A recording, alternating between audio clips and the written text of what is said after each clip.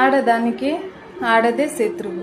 ఎందుకు ఈ మాట అంటున్నానంటే, జీవితంలో మనం ఒక స్టెప్ అంటే మనం చేసే పనిలో కావచ్చు, వేరే ఇతర విషయాలు కావచ్చు, లేదు కుటుంబ విషయాలు కావచ్చు, లేదు మన రిలేషన్లో మనల్ని గొప్పగా పొగడడం కావచ్చు, ఈర్ష్య పెంచుకునే వాళ్ళు అతి ఎక్కువగా స్త్రీల విషయంలో పురుషుల విషయంలో ఉంటారనేది నా ఉద్దేశం.